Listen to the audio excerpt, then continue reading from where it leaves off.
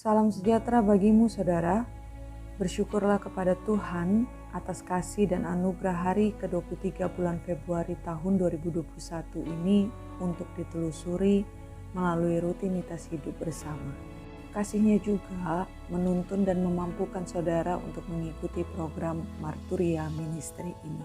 Kepada saudara, khususnya warga GPIB Jemaat Marturia Lampung yang diperkenankan Tuhan untuk kembali mengecap anugerah pertambahan usia kelahiran, yakni Ibu Linda Kusumawati, Bapak Krisman Harefa, Nyonya Yeti Kimbal, Ibu Tineke Tubalawoni, selamat bersuka cita.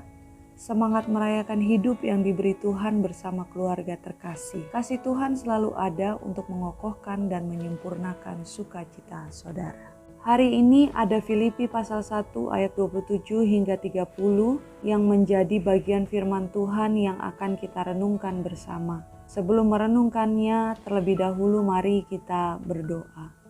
Tuhan, Engkau yang senantiasa berkarya di dalam kami melalui firman-Mu, penuhilah hati dan pikiran kami oleh hikmat-Mu, agar hati dan pikiran ini yang kerap kali rapuh diliputi oleh pengertian, serta dituntun pada kebenaran firman-Mu yang sejati. Amin. Filipi pasal 1 ayat 27 hingga 30 menyatakan, hanya hendaklah hidupmu berpadanan dengan Injil Kristus, supaya apabila aku datang, aku melihat, dan apabila aku tidak datang, aku mendengar bahwa kamu teguh berdiri dalam satu roh, dan sehati sejiwa berjuang untuk iman yang timbul dari berita Injil, dengan tiada digentarkan sedikit pun oleh lawanmu.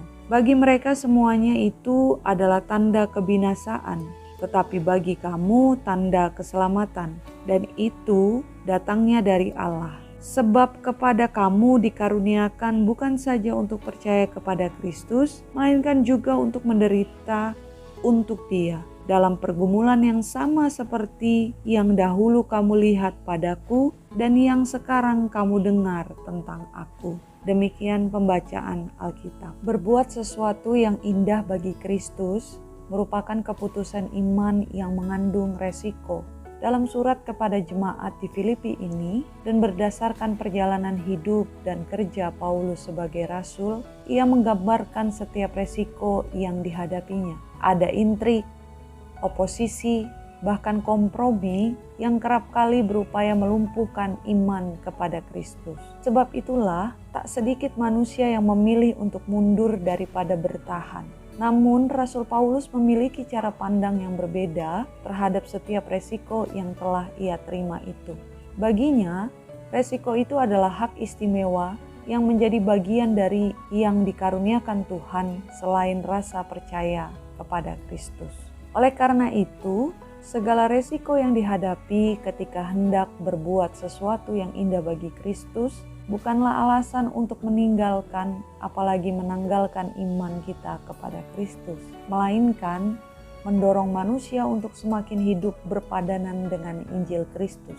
Perpadanan itu harus nampak dalam motivasi, sikap hidup, bahkan cara kerja yang mencerminkan Kristus.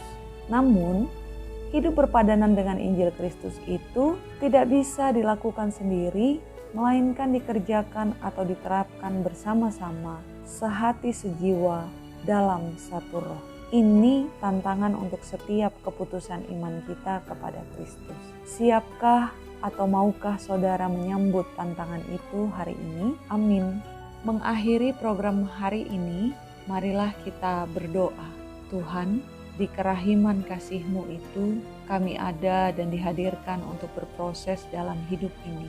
Setiap proses yang kami geluti, ada resiko yang senantiasa menghampiri. Maka tolonglah kami ya Tuhan, hati ini kerap kali rindu untuk berbuat sesuatu yang indah bagi-Mu. Namun iman kami lemah.